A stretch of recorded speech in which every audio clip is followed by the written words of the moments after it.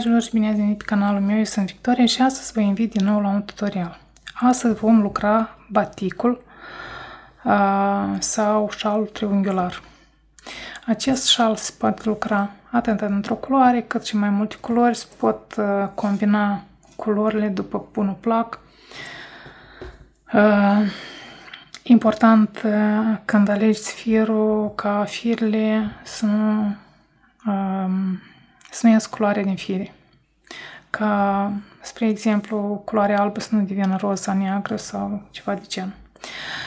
M-am uitat pe canalele rusești și doamnele care lucrează baticurile, pentru că de la ele m-am și inspirat, lucrează cu un fir Angora 80. Are firul cu puful lung, iar unele lucrează cu firele cumpărate de pe AliExpress din lână de nutri. Aceste fire le-am mai cumpărat și eu, am mai acum 5 ani. Haideți să vă arăt. Această căciulă am lucrat acum 5 ani și uitați-vă cât de pufoasă este. Problema este cu ultima spălare am băgat-o la mașina de spălat. Cred că știți foarte bine modelul care l-am făcut, tot l-am postat pe Facebook. Este aceeași culoare, aceeași nuanță, cu același fir cumpărat acum 5 ani. Firul vine la pachet cu un fir ajutător, 50 de grame plus 20 de grame de fir ajutător. Firul este tratat cu o substanță, nu știu cu ce este tratat, pentru ca să-l țină așa grămadă, iar după spălare firul se desface. Șalul l-am lucrat cu 2 fire din ghemul mare și un fir ajutător, adică 2 și 1. Se poate lucra 2 și 2, da? Depinde cât de gros vi-l doriți. Sau se poate lucra din 3 fire, fără fir ajutător. După spălare firul se desface, ochiurile devin mai pline, mai pufoase, mai voluminoase. Iar pentru a da efectul ăsta de pufos, va trebui atunci când este el încă umed, după ce l-ați spălat și l-ați scurs, îl pieptănați cu o perie. Da, o perie de haine cu dinții mai rari, dar aspri. Astfel l-am făcut eu pufos. Mi-a intrat 2 gheme gri și câte puțin din celelalte culori. Adică nici nu mi-a intrat 100 de grame, deci mi-a intrat 90 de grame, cred eu. Mai am puțin fir. Latura din mijloc are 51 de centimetri, iar latura de la baza gâtului are 150. Deci asta este minimul care puteți să-l lucrați, iar dacă doriți să lucrați și mai mare și mai gros, atunci luați firi care vă doriți voi, nu neapărat firi pufoase, că nu toată lumea poate suporta firile pufoase sau cu mohaier. Important să luați un fir care vă place, încercați-l într-o singură culoare, apoi încercați liniile verticale cu croșeta, da? Și pentru a lucra acest batic aveți nevoie de 150 de grame de fir minim, de care vă doriți voi, o croșetă, o foarfecă, un ac cu care veți ascunde capetele, andrelele cu lesă, aș recomanda un minim 80 de centimetri lesă și răbdare cât cuprinde, pentru că cel mai mult veți avea nevoie de răbdare la liniile verticale. Acum în tutorial vom lucra o mică mostră, dar cu alt fir, un fir acrilic care nu se scămoșează și se pot vedea ochiurile foarte bine în lucru, da? Ce am vrut eu să vă mai spun despre acest fir, firul canalul lucrați, eu am lucrat cu andrele numărul 5, par mari și inestetice, da? Abia după spălare ochiurile se vor umple și vor arăta, uite așa. Toată lumea care lucrează sau încearcă acest fier vine prima dată cu reclamații că fierul este necalitativ și este inestetic. Fierul trebuie spălat ca să se facă. El este tratat, v-am spus, tratat cu ceva ca să-l țină așa grămăjoară și să poată fi lucrat. Ia uitați cât este subțire. Chiar și dacă e pus în două, este destul de subțire. Și eu l-am lucrat cu numărul 5. Așa că orice fier care îl lucrați, indiferent că este acesta sau altul, necesită spălare și iar după spălare, după ce este uscat, atunci puteți vă dați seama cum se așează el. Deci luați fierul care vă place și haideți să începem să lucrăm. Cu metoda clasică montăm 7 ochiuri. 2, 3, 4, 5, 6, 7. Primul rând este pe dos. Se lucrează toate ochiurile pe dos. Și de acum încolo toate rândurile de pe dos se lucrează cu ochiuri simple, fără model, fără mulțiri. Doar ochiurile pe dos. Uite așa. Primul rând pe față. Partea dreaptă de acum încolo vom face doar imaginea decorativă fără mulțiri, iar mulțirile se vor face doar pe partea de pe stângă, de partea stângă și după care vor fi și ochiurile scăzute, tot pe partea stângă. Deci, scoatem 3 ochiuri. Primele 2 se iau înapoi pe Andreea, iar al 3-lea se trece în față. Și se lucrează ochiurile pe față. Asta este marginea decorativă din partea dreaptă și de acum încolo așa vom lucra noi. În partea stângă se fac mulțiri și din ultimele 3 ochiuri, primul se ia nelucrat, iar dintre al doilea coborăm un rând mai jos, ridicăm un ochi și se lucrează pe față. Asta este o mulțire. Apoi se lucrează ochiul pe față, iar ochiul nelucrat se trece prin față și se lucrează și el pe față, plus ochiul de margine. La fel se formează margini decorativă, doar că rândurile cu ochiurile sunt răsucite spre stânga, iar din dreapta sunt răsucite spre dreapta. Rândul pe dos se lucrează cu ochiurile simple pe dos, fără mulțiri.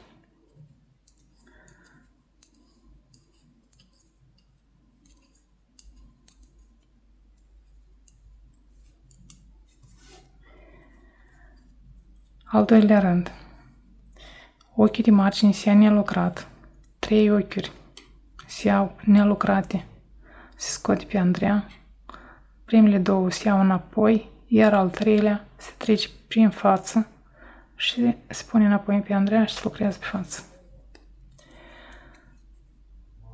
E ca o mini torsadă. Apoi avem un ochi pe față. Deja corpul începe, sau corpul baticul să prind față. Și ultimele 3 ochiuri se iau un ochi nelucrat din penultimul ochi cu un rând mai jos, ridicăm un ochi, îl lucrăm pe față, lucrăm și penultimul ochi, iar ochiul nelucrat se trece prin fața celor 2 și se lucrează și el pe față. Iarăși rândurile pe dos se lucrează pe dos. Și așa vom lucra în continuare până ajungem noi la dimensiunea dorită, adică un minim de 75 cm pe latura dreaptă. Iarăși ochi de margine lucrat, 3 ochiuri scoase de pe Andreea, 2 înapoi pe Andreea, al 3-lea îl trecem prin față, marginea decorativă, fără mulțiri. La corpul șalului, corpul baticului avem deja 2 ochiuri, da? Și nu vom număra ochiurile, dar vom lăsa ultimele 3 ochiuri din partea stângă nelucrate și de acolo facem și mulțirea și totodată marginea decorativă, adică din 3 ochiuri primul luăm nelucrat, ridicăm un ochi și le lucrăm pe față pe ambele, iar cel nelucrat se trece prin față, le-am scos pe toate 3 de pe Andreea și îl trecem prin față și lucrăm pe față, plus ochi de margine. Asta este toată șmecheria pentru a crește baticul cu marginile decorative. Eu voi mai lucra câteva rânduri, după care vă voi arăta cum am adăugat eu firele de altă culoare, pentru ca marginile să arate frumos, da? Vă arăt doar metoda care mi-a plăcut mie, care am adaptat-o de-a lungul lucrului. Așa, eu am luat un fir de culoare mai subțire. Spre exemplu, am ajuns noi la lungimea în care ar trebui să adăugăm, sau vrem să adăugăm un fir de altă culoare și să facem dungi. Atunci, pe partea de pe dos, vom lucra ochiurile, iar ultimele două, până la ultimele două de margine. Așa. Aici intervine firul de altă culoare și tot timpul, ca să avem o trecere frumoasă, fără capete prea lungi și ochiuri nelucrate, penultimul ochi se lucrează tot timpul cu ambele fire, iar ultimul ochi deja lucrăm cu firul cu care ar trebui să lucrăm rândul pe față. Adică, în cazul meu, cu firul de culoare deschis. Întoarcem lucru. Primul ochi se-a nelucrat. Iarăși facem marginea decorativă. Atunci schimbăm aceste trei ochiuri cu locul. Al treilea trece în față. Și v-am spus, penultimul ochi și al doilea ochi de partea de față se vor lucra cu ambele fire. Uite așa. Și lăsăm firul deoparte. Lucrăm cu acesta de culoare deschisă. Eu am lucrat câte 4 rânduri. Ochi nelucrat. Se ridică ochiul pentru înmulțire. Ochi nelucrat se trece prin față. Lucrăm pe față. Acum, întoarcem rândul pe dos și lucrează la fel. Lucrăm toate ochiurile pe dos până la ultimele două, unde penultimul îl vom lucra împreună cu celălalt fir.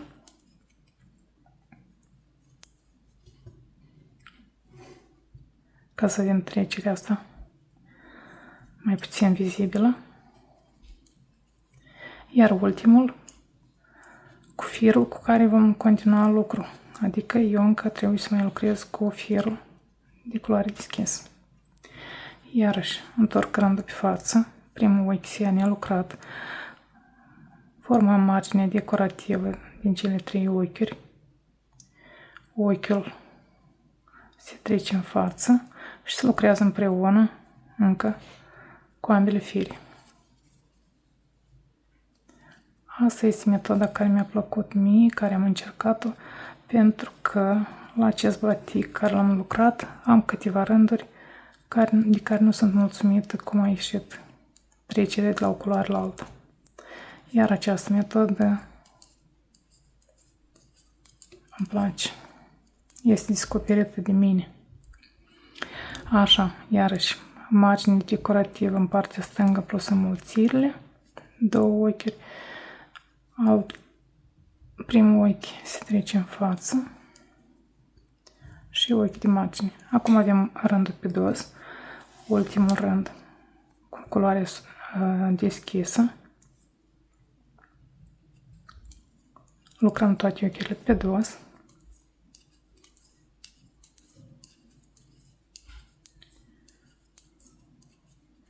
Până la ultimele două. Da? Acum, penultimul se lucrează ca de obicei cu ambele fire, iar ultimul cu firul cu care vom continua noi lucru. Adică eu schimb deja la culoarea mai închisă. Și poftim. Capetele le tai. Le las atât de lungi ca să pot să le apuc cu acu.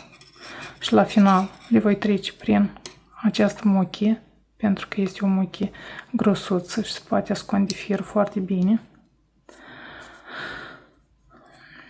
Și acum, cum trecem noi la încheiere? Deci am lucrat, spre exemplu, până am ajuns la dimensiunea dorită. Eu vreau șalul meu să aibă 1,5 m, deci am ajuns la 75 cm în lungime și de acum va trebui să reducem ochiurile. Vom reduce ochiurile tot așa, partea de pe față pe stânga lucrului și haideți să vă arăt cum. Partea dreaptă continuăm cu marginea decorativă, schimbând ochiul, a treilea ochi în față.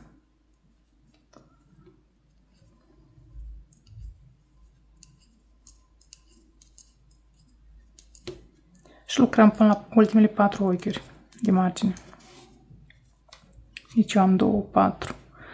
Asta este ultimul. Așa. Dacă până acum mulțirile am făcut din ultimele 3, scăderile vom face din ultimele 4. Deci, al 4-lea ochi se ia nelucrat, celelalte 2 se schimbă cu fața spre dreapta și se iau la un loc de la stânga spre dreapta, apoi se scoate pe Andreea și ochiul nelucrat trece prin fața celui rezultat din scădere și ochii de margine. Astfel, deja lucrăm scăderile. Rândurile pe dos se lucrează tot așa cu ochiuri simple.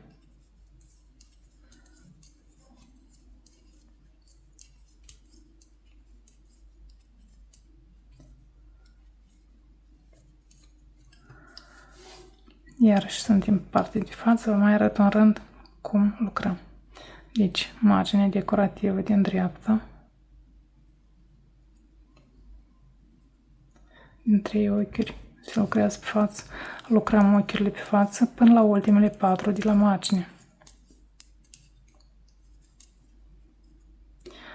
Deci, din cele 4 ochiuri, un ochi se ia nelucrat, 2 ochiuri se întorc cu față, pentru a fi luate la un loc de la stânga spre dreapta, apoi ochiul nelucrat se trece prin față celui rezultat din scădere și se lucrează pe față, plus ochii de margine. Se vede, da? Deja merge lucrul în scădere. Ochiurile de pe dos se lucrează cu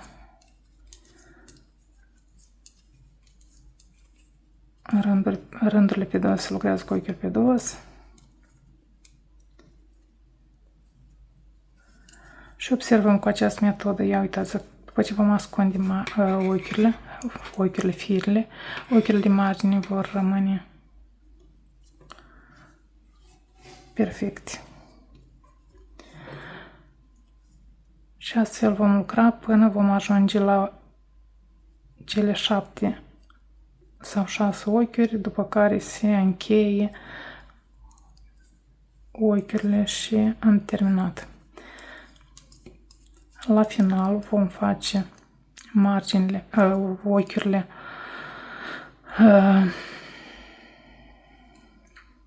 verticale cu croșeta. De fapt, nu sunt ochiurile cu croșeta, sunt rândurile. Uite așa.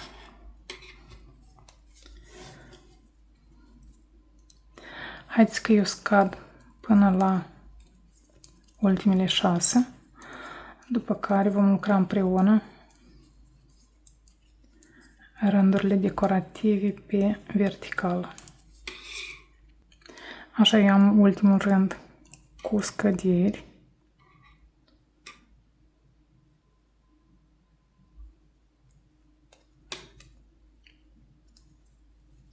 Lucrez marginea din față, din dreapta, scăderea din stânga.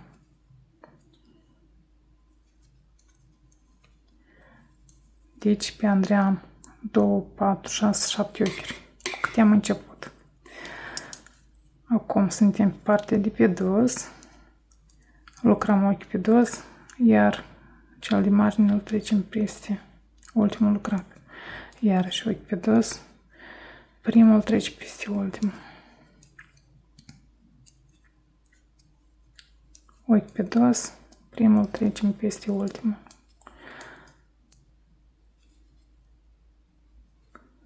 Și uite așa.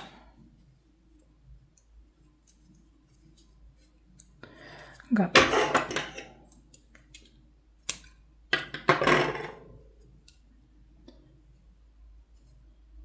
Trecem fir prin această buclă și strângem. Cu ajutorul unui ac voi ascunde firele prin aceste bucle, da? Prin această margine decorativă, nu se va vedea absolut deloc. Iar acum haideți să vă arăt cum facem noi liniile verticale, pentru că până acum noi am făcut linii orizontale. Bun. Am luat un fir mai roz, așa. Croșeta o potriviți după fir. Vedeți ce recomandare are firul pe etichetă. Deci, dungile pe vertical le faceți atât de des cât doriți, sau multe sau puține, dar 3-4 dungi pe un batic sunt suficiente. Eu urmăresc un rând pe față și de-a lungul acestui rând voi croșeta ochiuri. Firul va fi pe dosul lucrului. Introduc Andreaua de fapt e croșeta. Croșeta printr-un ochi. Da? Iau firul și îl trag. Așa. Acum, fără ca să strângem, introducem croșeta în fiecare ochi, luăm firul de altă culoare și scoatem ochiurile atât de mari cât le-am lucrat până acum, da? Nu strângem lucru. Și uite așa, va fi ceva mai greluț. Pentru mine a fost. Acum, pentru că este bucățica asta micuță, este foarte ușor. Întorc, mă uit de unde vine firul, cum îl agăț, dar la un batic mai mare și rândurile mai lungi, nu e chiar atât de amuzant. Important ca să păstrați tensiunea lucrului, da? Nu strângeți ochiurile.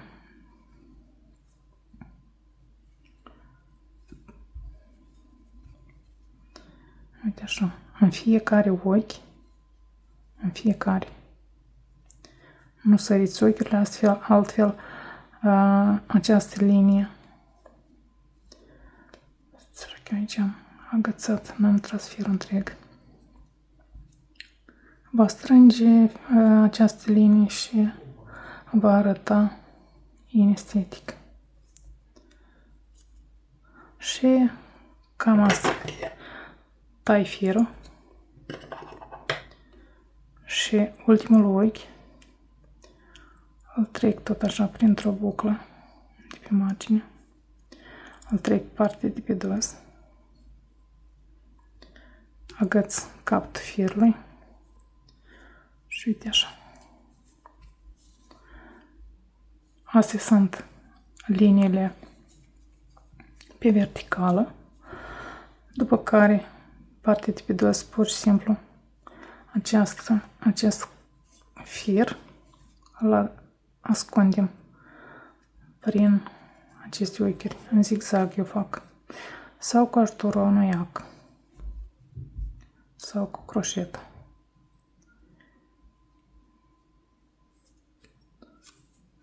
Da? Se vede foarte bine.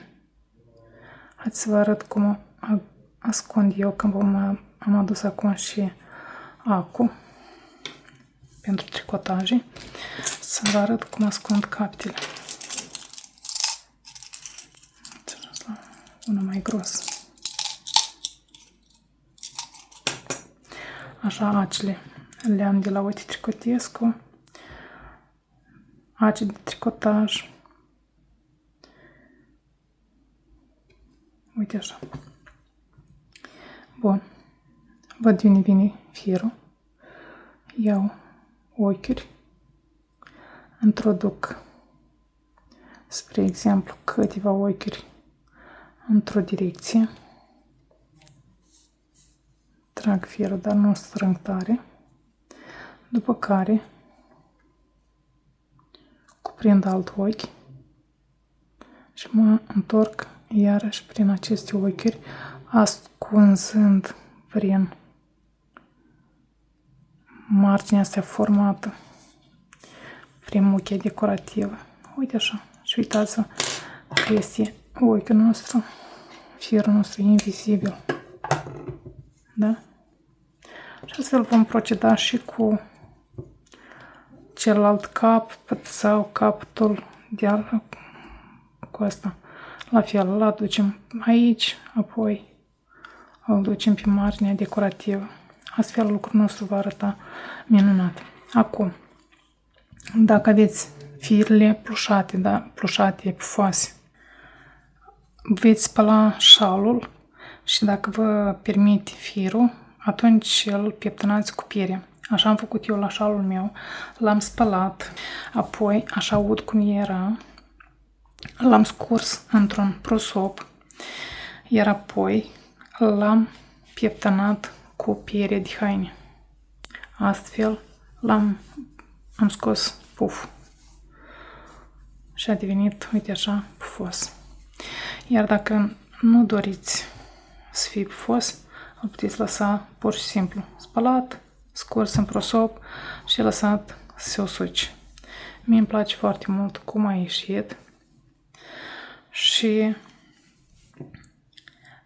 fir gri mi-a intrat 90 de grame și din firele astea alte câte puțin, nu știu, 10-15 grame din fiecare. Dar nu mai mult de 120 de grame de fir în acest batic. Următor batic îl voi face puțin mai mărișor și bineînțeles că îi voi adăuga mai multe dungi cu negru, mai multe dungi cu roz. Voi face altă combinație la dungi. Eu pe pagina mea de Facebook voi adăuga mai multe fulare cu această tehnică, da? În diferite culori, pentru ca voi să vă puteți decide ce culori alegeți, cum aranjați culorile și cum lucrați. Spre exemplu, eu am lucrat așa până la culoarea gri, apoi am început scăderile la fel. Și câte rânduri am făcut eu? E important ca să numărați rândurile între modele. Prima porțiune, hai să spunem, cu fier gri, nu am numărat rândurile, după care am numărat 36 rânduri. Da? Și apoi am lucrat câte 4 rânduri de fiecare culoare, iarăși 36 rânduri, iar 4. Și aici am lucrat 6. Puteți lucra această linie și mai lată și mai îngustă. Puteți să faceți și, spre exemplu, linii cum am făcut eu aici 2, aici la fel 2 sau depinde cât este de lat. Deci, cam atât a fost pentru astăzi. Sper că v-a fost de folos și acest mic tutorial. Nu uitați, dați un like dacă v-a plăcut, mi-ar fi de folos dacă și acest tutorial l-ați distribuie. Nu uitați să vă abonați dacă nu sunteți abonată pentru a fi la curent cu următoarele mele tutoriale. Iar până la următorul meu tutorial vă urez mult spor și v-am pupat!